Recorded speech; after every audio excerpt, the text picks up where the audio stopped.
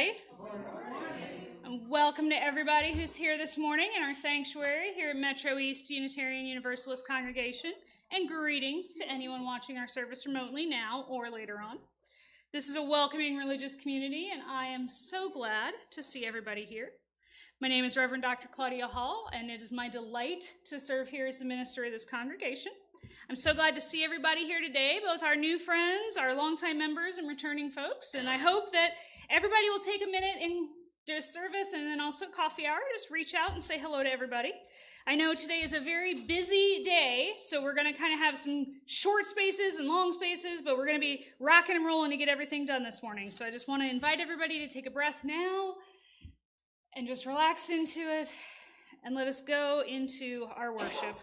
We welcome everyone this morning to our home of comfort, spirit, justice, and hope, for we are Unitarian Universalists.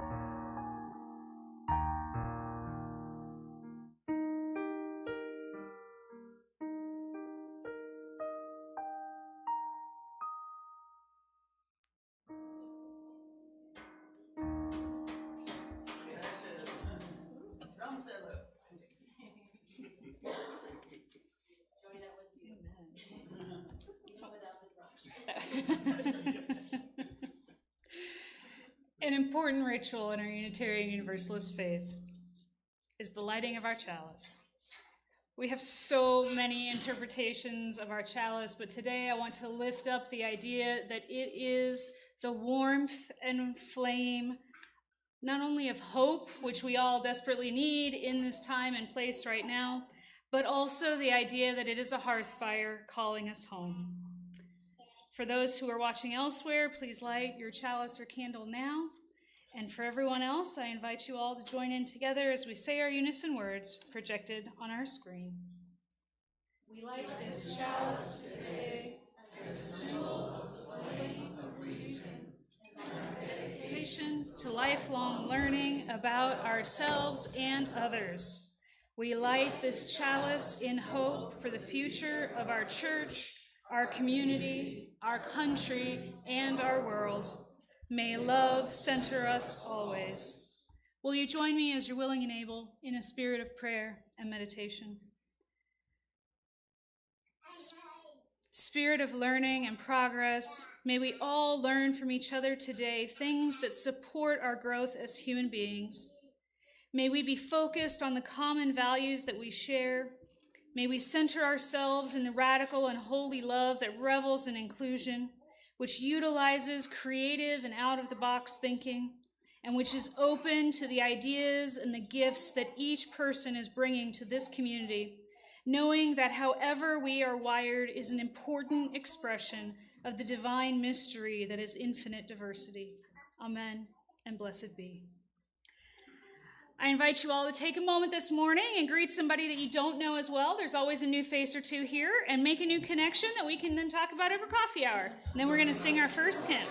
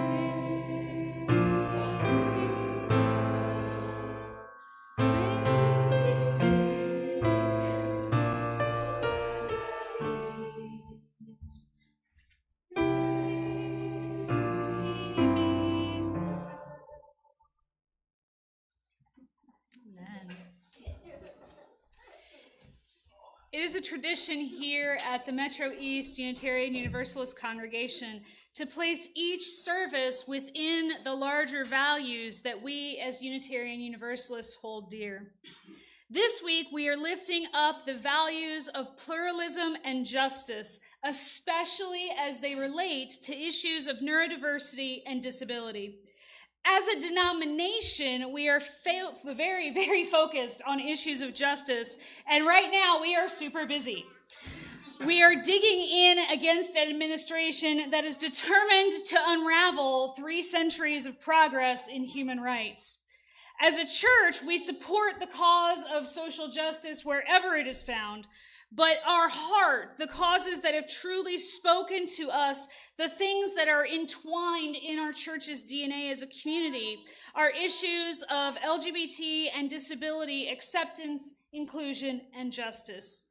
Now, that isn't to say that we don't help the food pantry or the warming center, or that we're not involved with issues of environmental justice or racism, because we are. Many of us have called our congressional leaders daily. I'm sure that my local representative knows my voice on the phone.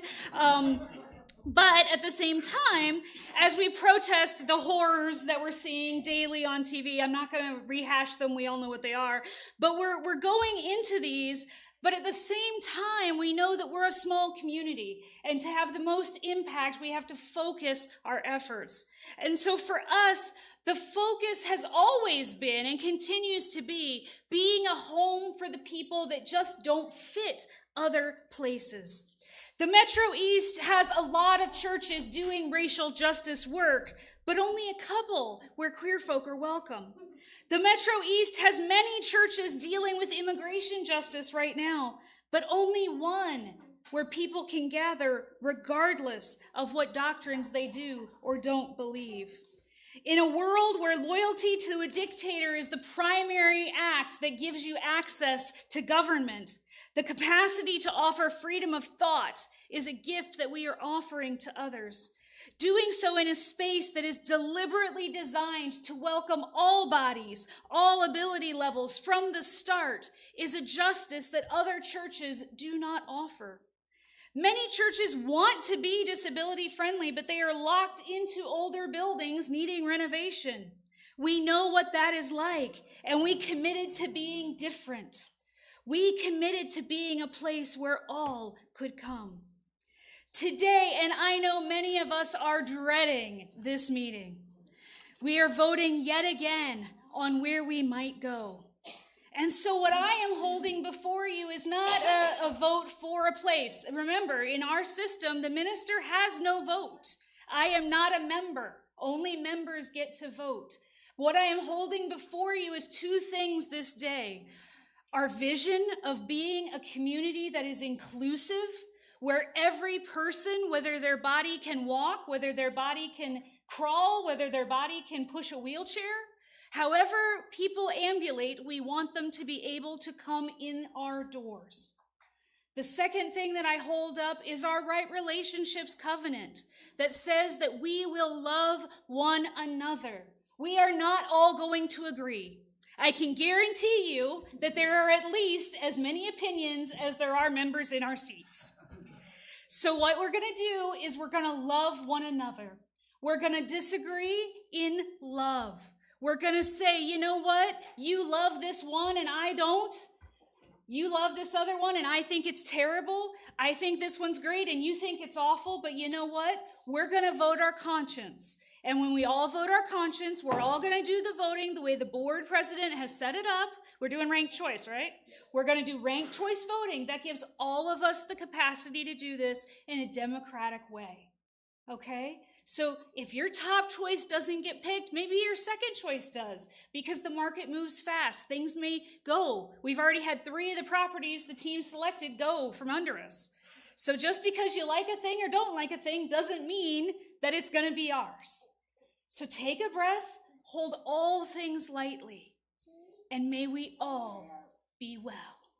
Amen, and blessed be. As part of our service, we come together in love with our joys, our concerns, and our sorrows. This is the place where we gather, where we bring forward those parts of ourselves, both that people know and that people don't know. And so I invite you this morning, as you feel you need, to come forward to place one or many stones. I know most of us could fill this whole bucket. Put them in the water. Release your stones of worry and concern, and also your joys, your hopes, your aspirations into this community, because we are family and we do care for you and for each other. If you are not able to move and get around, because we do have still a slight problem with our accessibility that we are working to overcome, please just raise your hand and one or more of us will take stones for you, because we are an inclusive community and we do care for you. Let us be in a spirit of prayer and meditation.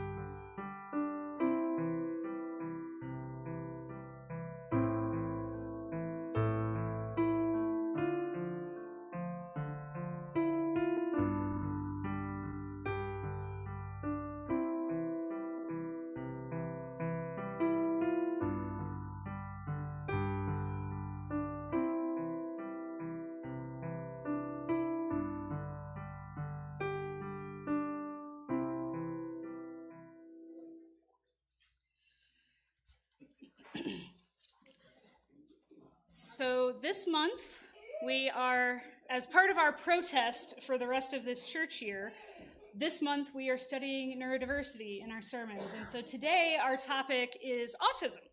And so for our Time for All Ages, I wanted to find a good video that talked about autism. And this is way more controversial than it seems, because it's really hard to get something that has good facts and good information that talks about benefits that isn't full of garbage and misinformation. So I have something from Cincinnati Children's Hospital that has facts, that has good information, that talks about strengths and gifts, but it does talk about it in terms of clinical terms. So I do know that, and I'm sorry for that fact for those of you where that's a little more stressful. But I talk about, I picked this video, first of all, because it's short, right? There's a lot of great 30-minute videos out there, but I didn't think folks wanted that for the Time for All Ages. So, but I do think that the thing I really liked about it is it speaks about the strengths of autism in a way that many of the videos I watched this week do not. So I just wanted to kind of give you a little preface of why this particular video was chosen. And again, I like the fact that it speaks to facts, which is really important when we have discussions of this topic. So anyway, enjoy your video, and then afterwards we will sing the kids out to service. You're good, Vinny. Nice. Hello, I'm Dr. Meg Stone-Heberlin, a licensed clinical psychologist at Cincinnati Children's Hospital Medical Center, and you're probably wondering, what is autism? Well, a quick explanation is that autism spectrum disorder, or autism for short, is a term that describes a variety of developmental differences in social interaction, communication, and behavior. The autism spectrum represents a diverse group of people with various skills and interests. For example, some people with autism can speak fluently, while others may have difficulty communicating. Some people with autism might communicate using pictures or devices. Research suggests that autism develops from a combination of genetic and environmental influences. These influences increase the risk that a child may have autism. Factors that may increase a person's risk for autism include family history of autism, advanced parental age, pregnancy and birth complications, and pregnancies spaced less than 1 year apart. However, keep in mind that risk is not the same as known cause, and there is no known cause for autism. Diagnosis comes from a medical doctor or psychologist after evaluating a child's developmental history, social interaction, behavior, social communication skills, and developmental or intellectual skills. Direct assessment and caregiver report are both important components of comprehensive autism evaluations. Autism can be detected as young as 18 months of age. The American Academy of Pediatrics recommends routine early screening by each child's primary care doctor because early detection and intervention lead to improved outcomes. Autism symptoms can vary from one person to the next and may present as difficulties in the following areas: speech and nonverbal communication, making eye contact, understanding facial expressions or other people's feelings, playing or engaging interactively with peers, initiating pretend or imaginary play, sensory processing, including sensitivities to sounds, touch, or movement, flexibility, and adjusting to changes in routine. For example, some individuals with autism show a strong preference for routine or repetitive behaviors, or a tendency to hyper-focus on topics of interest. People with autism also have many strengths that are unique to each person, but might include learning and remembering facts, events, and stories, visual problem solving, like doing math problems, puzzles, and figuring out how things work, following routines and schedules, thinking about the world from a different perspective, leading to innovative and creative ideas or solutions to problems. The three most common myths about autism are: people with autism don't feel empathy or emotions. This is not true. In fact, people with autism have empathy, emotions, and feelings. They may just have a harder time showing their feelings or will demonstrate their emotions differently. Another myth is that people with autism can't handle change. That's not true either. The reality is, predictable routines and structure help all people feel safe and comfortable. Change can cause anxiety for anyone. People with autism may be more likely to perseverate or get stuck when something unexpected happens. Preparation, planning ahead, and time to adjust are three easy tools that can help people with autism cope with change. And the last one is people with autism are not interested in having friends. Nope, that's not right. Children and adults with autism are often very interested in interacting with their communities and making friends.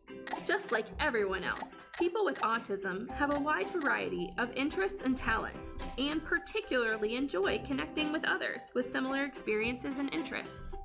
So remember, autism affects the development of social interaction, communication, and behavior. No two individuals with autism are alike. People with autism have different strengths and challenges, just like all people. This is why it's called autism spectrum disorder. Some factors that may increase the risk of autism have been identified through research. Just because a factor has been associated with an increased risk of autism does not mean that it causes autism. More research is needed to understand the causes of autism. People with autism have many strengths and view the world from a different perspective, adding rich diversity to our world. For more information, go to cincinnatichildren's.org and search for autism. A message from Cincinnati Children's. Let's sing our kids out for Archie this week. Vinny's ready. He's done. As you journey, may you know, love and hope go with you, love and hope go with you. Learn and grow. Yes, yes. Yes, indeed. I grew up in a tradition that was like children should be seen and not heard. Me too. We just welcome them. Absolutely. Part of our inclusivity and our welcoming all is that we welcome the creativity, the curiosity, the questions. Some of the questions our kids pose to me are like some serious theology, folks. They throw me for a loop and I have to be like, that is really good. I'll get back to you. So it's always a great thing to have our children in worship, and we really do love and value their presence. Our next hymn this morning is in the gray hymnal or on the wall. It's number 300, With Heart and Mind.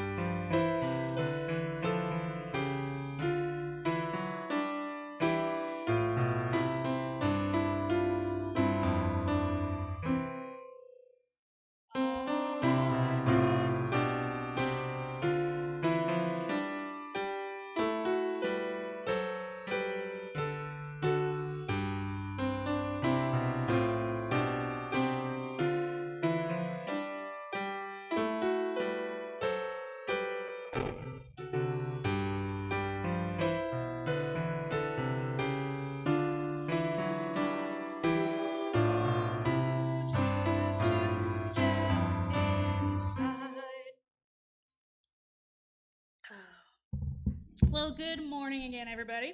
And again, I want to just start this message by saying that, talking about autism it really is a controversial subject in a lot of ways. And so I'm going to ask you to just kind of walk with me a little bit on this and take a breath, give me the benefit of the doubt here, because I know that a very large percentage of our congregation is either on the spectrum personally or has a family member who is on the spectrum. So we're all invested in this emotionally and personally in a way that maybe we're not when the topic is a little more general. And so for a lot of us, there are some deep traumas and some very heated feelings around things surrounding autism, especially the way that people on the spectrum have been treated, which is frankly horrific. And so I'm going to try my best not to trigger anything today, but at the same time, I want you to care for yourself first, right? So one of the things I always tell people when I'm teaching a class, and this is more of a teaching sermon today, so I'm going to make my standard disclaimers, right? Take care of yourself first. You know, I'm not going to be offended if you need to just walk out for a little bit, or if you need to email me later and say, hey, let's have coffee, let's talk. That's fine. I want you to take care of yourself. I want you to feel respected and cared for. Everything that I'm talking about today is not the end of the world. It is not like lines in the sand. This is not somebody that wrote this on stone, you know, from heaven above. What I'm talking about is much more about the theology of autism, and that sounds a little weird, I know, from a lot of people's perspective, but the truth is that science isn't sure about autism yet. It is still very, very much under discussion. So it's not like when I talk about some things, I don't know, a good example, cancer or something, where I can say there's some clinical, you know, lung cancer is caused by smoking, like 95% of it. Like I can very much give you some straightforward stuff on that, right? Some very good facts. Autism, there's one fact I can tell you absolutely with utter conviction, and that is it is not caused by vaccines. I will give you that fact. That is a fact. That is an uncontrovertible, absolutely proven fact. Beyond that, there's a whole lot of wiggle room, okay? First and foremost, and autistic people know this, right? They know that it's a description with a lot of baggage. Just getting that label, people then pile all their expectations and all their opinions and all their half-understood stereotypical garbage on top of it. So it's really awful the way people use that label as like a fill-in for getting to know a human being who has their own gifts and strengths and abilities and who's a person, right? So for some people, this label replaces who they are as a person, and I never want that to happen in this community. That is not what we are here to do. So let's start by putting that out. I really want us to focus today not on the controversies around autism, not around these diagnosis issues or all the things that go with it, although I will touch on it a little bit just because you need to know, right? Some of you already know this because you're involved in this world, but if you don't know this, you should know this because it's really important and it matters. But realistically, what I want to focus on today is how an autism diagnosis or a person on the spectrum, and these are two different things, but how this interacts with our UU values. So really, I want to take this theological look at autism, not a medical one. I want to filter the idea of being a person on the spectrum and what that means from a UU perspective. Okay, so the controversy starts with who even gets labeled as autistic. What I mean by that is that, you know, when I was born, late 70s, early 80s, girls did not get this label unless they were so severely on the spectrum that they were nonverbal, that they were unable to function in any way, shape, or form, right? Like they had to be so severely on the spectrum. And the thing is that that's not now what we consider necessarily autistic issues. Now we would say that those are learning disabilities or other disabling conditions that they have, what's called in medical speak comorbid, that they're conditions that they have along with their autism, right? So somebody having, for example, a very low IQ, which is its own set of controversies and issues, right? But for somebody who has that kind of lower intelligence, according to the medical profession, that is not a hallmark of autism. But 40 years ago, they thought it was. They thought that you were either very high or very low. So they didn't look at the middle folks, right? So a lot of folks slipped by. So now, with newer criteria for diagnosis, what you have is a lot of people in their 40s and 50s who are going to the doctor, who are going to a psychologist for something else because they're having trouble in their empty nest or because they're struggling in their life and with a job change or whatever. And all of a sudden, they're getting this diagnosis. And they're like, what do you mean I have autism? I'm 50 years old. You know? Or, well, but I'm a girl. You know, I'm a woman. I've got 3 kids. Like, I'm not, what are you talking about? So even who is diagnosed, and has the diagnosis of autism risen because there are more kids who are autistic? Has the diagnosis risen because we're better at catching it? Has the diagnosis risen because that's the only way to get our children services? These are very real controversies on one level, right? But on another level, these are all people that are just struggling, who need help, who are just trying to take care of their families, who just need services. Why do we insist that people have a label before we let their kid have help in school? Why can't we just help the kid? Why do we wait? Why do we insist that they be forced into a box? Why can't we just say, okay, your kid wiggles a lot. Here's a wiggle ball. I was literally having this conversation with somebody this morning, right? Like, why do we force a kid into a label, into a box? Why? Okay, so back to my sermon. So autistic people, I get distracted by my soapbox, and then I'm like, wait, my soapbox is my sermon this week. Yes! You know, autistic people know that it's a description with a lot of baggage. And so the controversy starts with who has labeled this. So you have a movement among people with autism to self-identify. And that is good in a lot of ways because it's getting people in a lot of places the help they need. And it is bad in a lot of ways because diagnosing yourself with anything from a video on TikTok is a bad idea. Okay? Just period.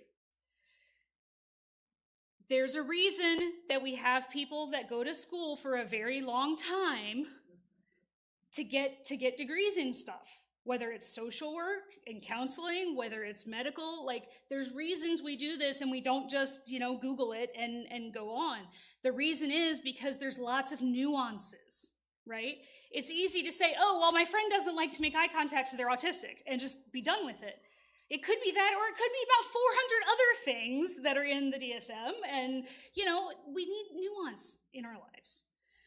So we have baggage. For some people, it's a medical diagnosis, as evidenced by like the video we watched, which is obviously it's made by a hospital. It's going to be a medical video with medical language. But one of the things that I thought was really interesting about this video is it talks about what causes autism. And you know, this is one of the things that is happening, and this is one of the horrors that we're watching at the National Institutes of Health right now, is this idea that we're going to get rid of anything that isn't a white heterosexual male in research because nobody ever asks, what causes somebody to be born normal?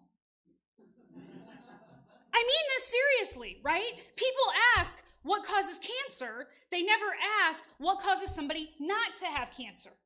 What I mean by this, and this is, walk with me for a second, because this is a very serious example, okay? So most of you know that I lost my first child. He was the very first person in the world with his genetic problem, right?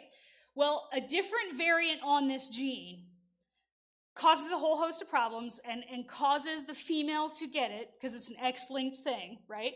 Causes the females who get it to have severe intellectual disability and all this other stuff, okay? Well, they looked at me and they're like, well, that's not your problem. So one researcher somewhere in Germany was like, why don't you have this problem? Because you get 2 X genes, right? If you're assigned female at birth. So it's like, one of your X genes has this horrible problem that killed your child. Your other X gene has something on it that protected you from having something horrible. Why aren't we looking into that? Instead, we have a medical field that spends all its time looking at the horrible stuff, right? We're playing catch up. We're waiting until somebody gets sick. We're waiting until somebody gets rheumatoid arthritis or cancer or whatever, rather than saying, what causes good things to happen? Right? Like positive psychology has just become a discipline in the last 20 years since I went to school. Okay, so we're looking at this, and people talk about autism as though it is a bad thing, as though it is a wrong thing, like cancer, right? Like rheumatoid arthritis, like whatever. And that it's something that is bad, it's a disorder. Instead of saying that normal, neurotypical, is it really real? Does it really exist? Like, aren't we all mutants in our own way? So the thing is that there is a movement. Sorry for whatever I just did, little microphone. Many researchers are now becoming convinced that all the things we label neurodivergent, ADHD, autism, dyslexia, all these things, and you'll hear more about this next week too, that they're actually normal expressions of human genetics. That these are things that evolution picked. That these are things that evolution picked, that they have advantages in the survival of the species. Okay? In addition, many autistic advocates are pushing for a world that is adapted to their needs rather than just getting therapy that helps them adapt to a world that isn't made for them. The argument goes like this: nobody expects a fish to walk down Main Street, so why should I have to act like everybody else? Meanwhile, other advocates, parents, and autistic people, there's people on both sides of this, right, agree that while an autism-friendly world should be the goal, they also want themselves and their loved ones to be able to exist in the world that is right now. Because they know the world isn't great, and they want their kid to be able to exist and get along in the world that is right now. So they're wanting them to have at least something to enable their loved one or themselves to handle the world that is not made for them in any way. So, you look at autism, and it itself is a spectrum, right? It encompasses every aspect of human life because it's how your brain is wired. Just like if you have ADD, everything in your world is impacted by this. Ask my husbands, they can tell you. Everything in my life is impacted by this. And the range of assistance, accommodations, therapies, verbiage, it really does not like my cup this morning, sorry. Everything about this is being debated, and it's being debated in this sort of way. Like, you have the philosophy that says the world needs to be better, and you have the people saying, but it's not, and people deserve to live decently now, and you have the range in between, right? And so for me, I wanted to see, okay, how as a church can we navigate that? Because all of that is real. Right? Like, all of that is lived experience. All of that is true. And so we're never going to be perfect. And the accommodations that work for one person aren't going to work for another person. And some of them are going to clash. And that's where you get into a problem, right? So if you have one person who needs bright light because they have lower vision, is going to cause another person who has migraines to have a problem. So, how do we accommodate the most people the most of the time? How do we do this when we're a small congregation? We want to be disability inclusive. We want to be neuro inclusive. How do we do this? Okay. So as we're doing this, we're working on these things, and I'm like, when should we talk about this? And then the vote came up for the building, and I'm like, well, this is the perfect time to have these discussions, right? As we're talking about, where are we going to go? What are we going to build? Are we going to buy a building? Are we going to renovate? Are we going to build from scratch? What are we going to do? This is a great time to talk about these things. The fact is, if any of you have any kind of sensory disability or needs or stress, whatever, that fellowship hall on Sunday morning is a thing. I'm just going to put it like that, because there's a lot of us that we go out there and we're just like, and that's not a bad thing, right? Like, I remember the Sundays when there were 12 of us in Alton, and we were like this huge echo chamber, and we're all just like, hello out there. So it's nice to have an overflowing building with tons of people and everybody yahoo and yip-yay, and that's great. We love it. This is fantastic.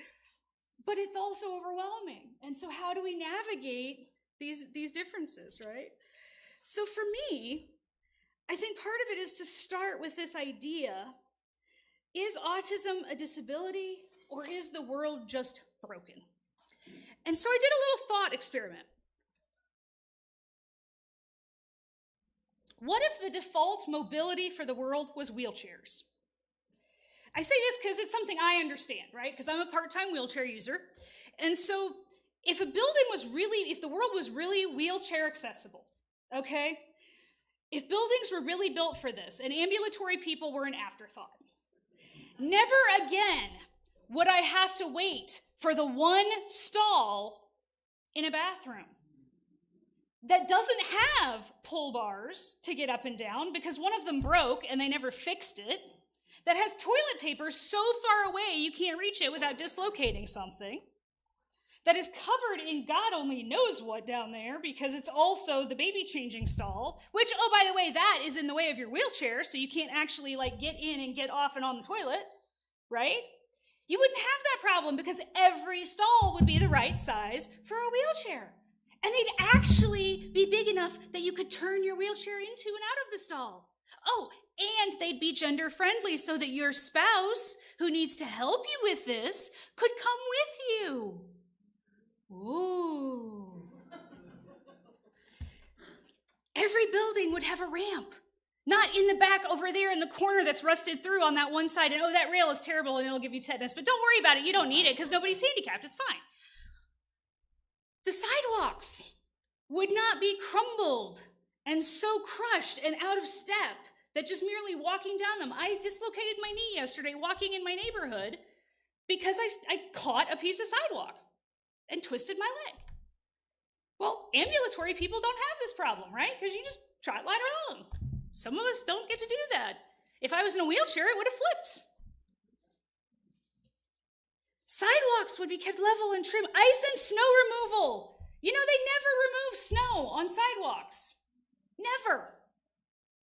So for anybody who isn't completely ambulatory, any amount of weather, you're hosed.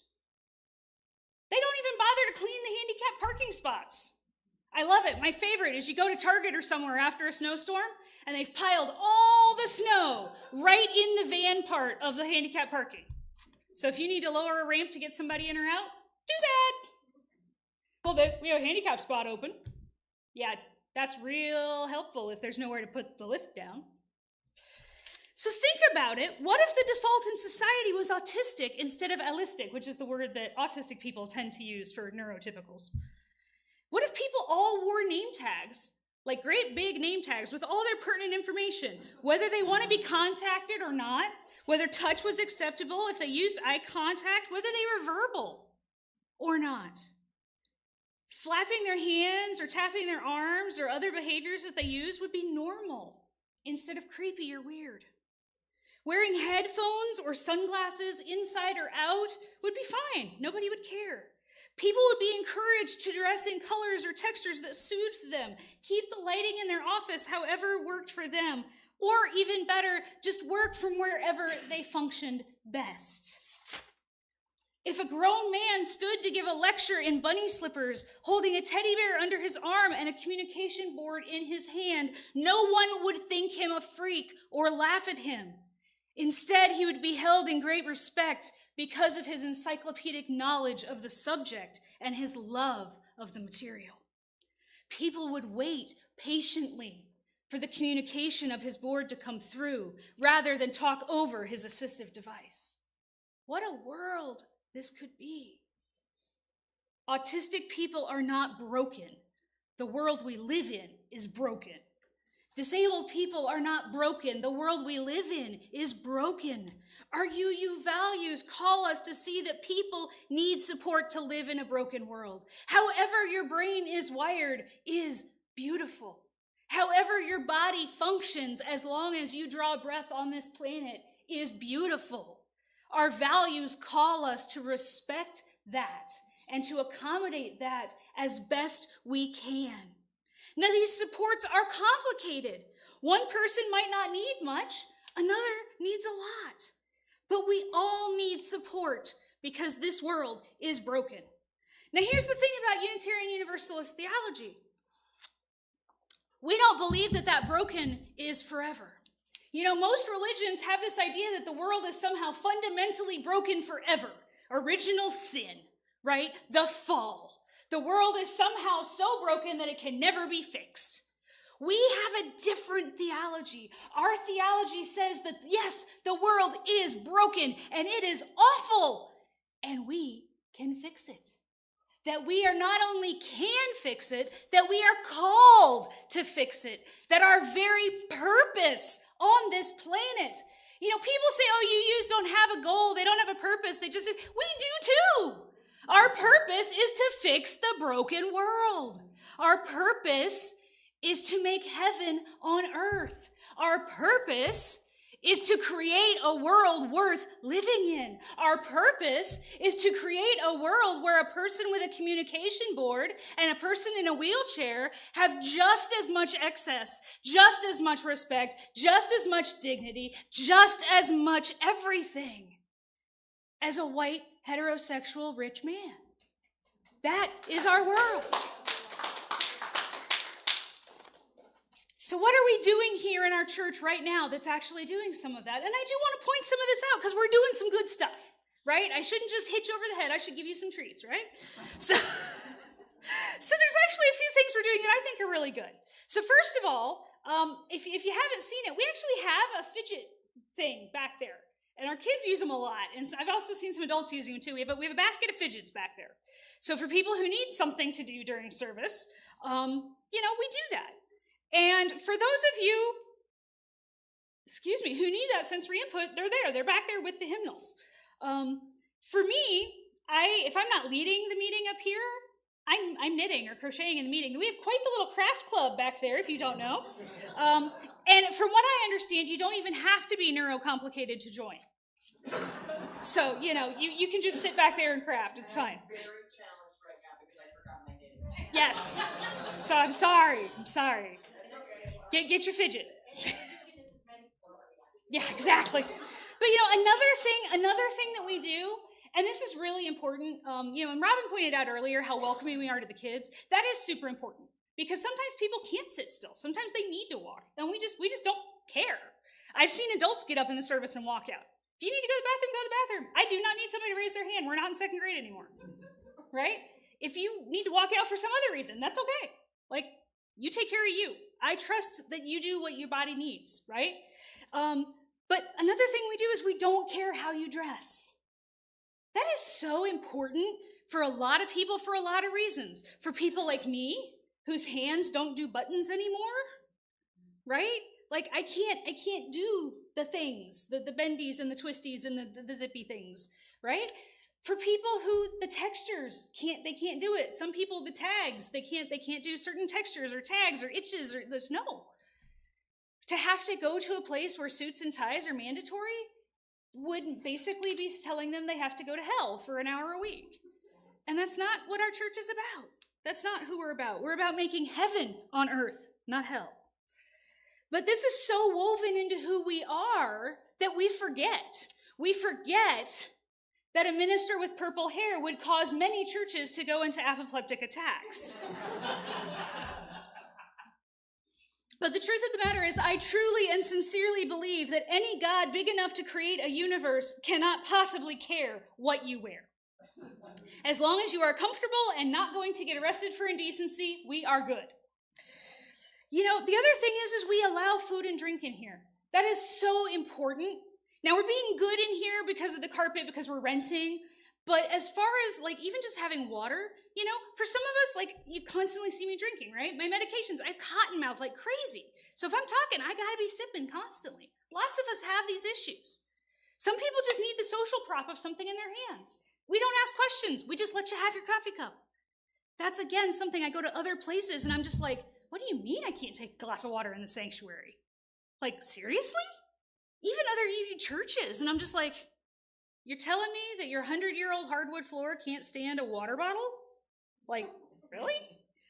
And for parents, I have seen parents stressing out in my synagogue or in other churches when they're desperately trying to get their kid to finish their come on, finish that goldfish, we gotta go. Here we're just And it relieves the anxiety and the tension. And for God's sake, in this world today, do we need an ounce more anxiety or tension? So little things can speak volumes. A third thing that we do that most of you probably don't even notice anymore is that we have become a scent-free congregation. Thank you. For those of us with allergies, you smell nice the way you are. It helps so much because for many of us with asthma or allergies or other issues, I go to other places and I forget how scent-free we are. And then I'll walk into a congregation, somebody comes in to shake my hand and I'm just like, and I literally have to leave and go grab my inhaler. Now, we're not be mad if you wear some perfume once in a while. We're not here to like make fun of anybody or yell at anybody, but it's just kind of one of those norms. We've just gotten to be that way as a congregation because we know that we're supporting lots of people with lots of different issues. And so it's wonderful to have those things. So we've talked about, the fact that the world is broken. We've talked about the fact that our call is to fix that in some way. Now we're a little congregation. We can't fix everything, right? But we can fix these things inside our walls. So let's look at that and let's fix those things and let's keep looking for things. But I do want to end it on a high note. And so I want to say, what are the gifts that autism brings? And for me, the thing that I have found is that the gifts of autism are as unique as the individual. I know that a lot of times autistic people get so lumped in that whole STEM thing. Like, oh, autistic people are great at engineering. Okay, yes, most engineers I've met are on the spectrum. But it is a stereotype to say autistics are good at STEM. It's like saying all gays have great fashion sense, even though you do. No, you don't. You don't. I mean, it's true.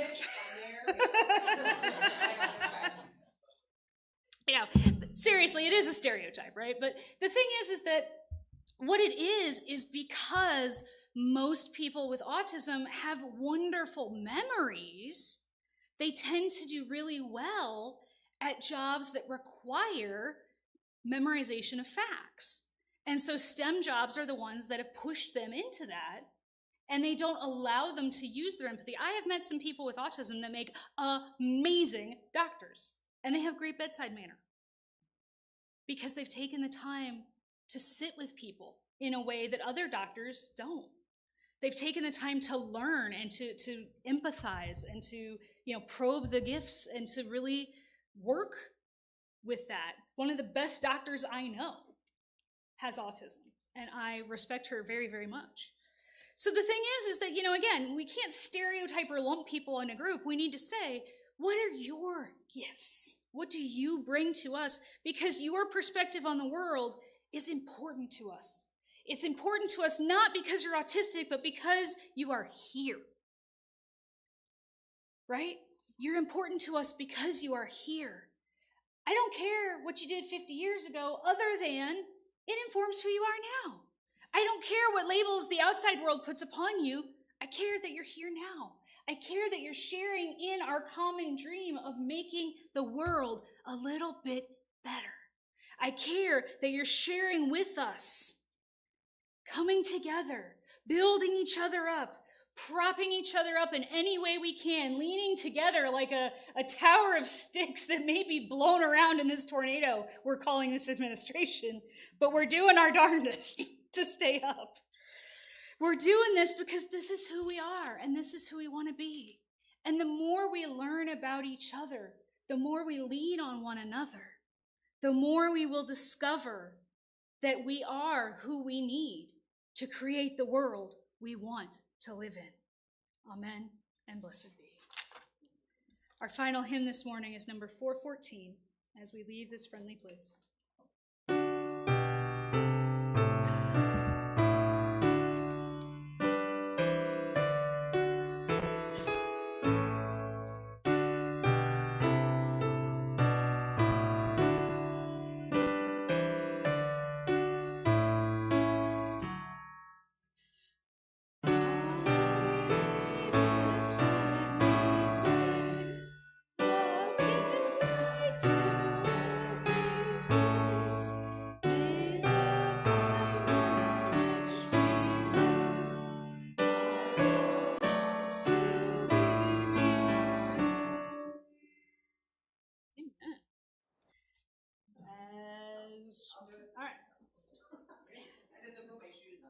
That's okay.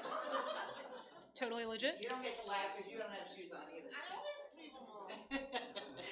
As Robin passes around her offering basket, hey, this is what we were just talking about. Be comfortable.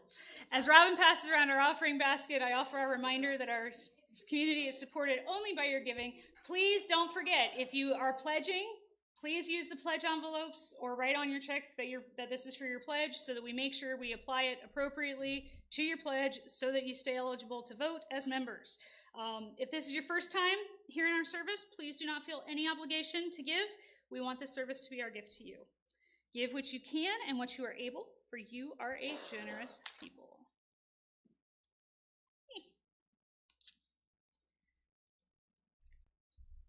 Will you join with me this morning in our offering prayer?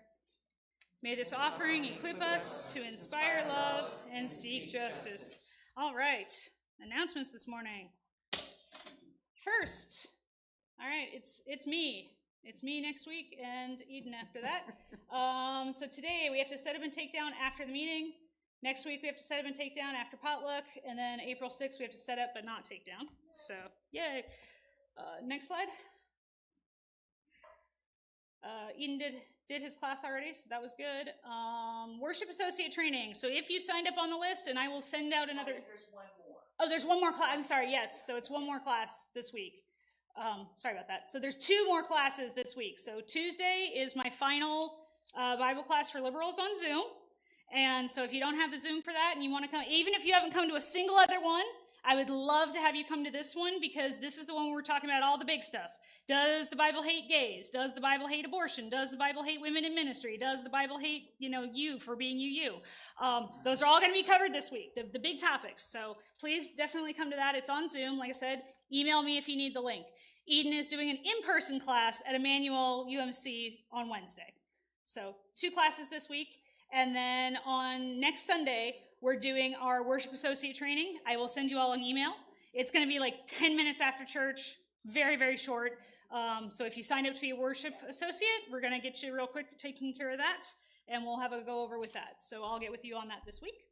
Next. Anything else? All right. And then April 6th, there's going to be a gathering of women to walk and talk after service at the Watershed Nature Center, which I hear is absolutely beautiful. So those are. We have a plaque there for one of our former members. Oh, awesome. For one for charity. Cool, cool. All right, and then later we have our drag queen bingo. So that'll be coming up on April 27th. Any news on the QR code? I'm waiting for them to give me. All right, we're still waiting. I had some confusion about the 27th. The maintenance, they have the building? Yes, we do for some reason. It's the stitching bitch. Oh, yeah, hold on. So we don't need to tear down, I don't think. Oh, if it's our event. That might be true. It's 27th of April. We need to double check that. Wait, on the 27th of April? No, March 27th is the Stitch and Bitch. It's what the queer community was going to do it, and they needed a space, so I was able to reserve it for us. So everybody's welcome, but we're going to basically bring crafts, potluck. It's going to start at 6 o'clock. So Oh, that's our event, correct? woo! We like that. So anyway, thank you. I'm Great. sorry for the. All right, so no breakdown today. Yeah. I have an announcement. Okay. Mary's got an announcement. Excuse me 1 second. Get out of Okay. our way. You're changing things. Okay. What's up? I won't be here next week, but I would like a team to start, 4 to 5 people to staff the Yep, it is. the sign-in sheet. Yep. Okay. That was my next announcement. They can, I will show you what to do, but I would like, 3 to 4 people to sign up to rotate. Yep. So after service, come talk to me. Yep. So, and those of you who are signing up as worship associates, we're gonna be talking about the whole worship experience. So from the front all the way forward. So just know that that's going to be part of what we talk about is how we do that. Also, finally, last but not least, there are greeters. Brian, do you have your greeter tag on still? You gave it up already. All right. So you will see on the name tag board a bright red greeter tag. If y'all walk in and you see that, and you're feeling up to being social that day, I'm taking Peg's approach. And you're feeling up to being social that day, just grab it, stick it on your shirt, and be social. Say hi to people you don't know. That's literally the job. Big red letters. Big red letters. It says greeter. That's literally the job. Just say hi to people you don't know. That's all it is. Because we just need a couple people to do it every week, and rather than have people sign up and be stressed about it, it's much easier to just leave the signs out there, and then when you come in for worship, you just leave the sign up. That's it. All right, any other announcements I'm forgetting? So lots of opportunities for service as well as things. So how are we doing this, Joanne? We're going to take a short break and then come back for meeting? We're gonna take a short break. Okay. 11:30. All right, so we're going to take a break from now. It's 11:07 by my watch. We're going to come back at 11:30, and we're going to start our meeting. This is a meeting for, I mean, you can come whether or not you're a member, but you can only vote if you're a member. And we're going to hear a presentation first, and then immediately take the vote. Is that the plan? Right, Yeah. no, we're not immediately taking a Okay. vote. Amy and I kind of talked about this. It'd be great if people could go out there, decompress a little. Okay. Shove some groceries down their throat. Okay, so we're gonna have coffee time. That sounds great. Alex, yes, let's have Alex talk. I want to have Alex talk about it now so we can all think for a second, and then we'll go out for coffee time, and then we'll come back and All right, so make it go short. yeah, the general way this is going to go. Step one, we're going to have a vote to shorten the notice time required for a congregational meeting, as long as that meeting is for the purpose of property-related things, because waiting 2 weeks in the real estate world is hard. After that, there's going to be a presentation and discussion of all the properties. Specific questions on specific properties will happen. And then we are going to have short discussion and ranked choice voting after that, and then we will tabulate the votes. Okay. Short enough? Sure, that was perfect. Thank Good. you so much. All right. So now, with the reminder that we are a community in love with each other, not a property, I invite you to join me in reciting our prayer as we extinguish our chalice. The light of truth and beauty cannot be put out. We are the keepers of this flame until we meet again. May our hearts be open to the spirit of love and justice. May our minds be open to the spirit of truth and hope. And may our hands be open to all who need us, both inside these walls and throughout the Metro East. May our voting today further the work of this church in welcoming all and creating the world we want to live in, our heaven on earth. Amen, and blessed be. Go forth in peace.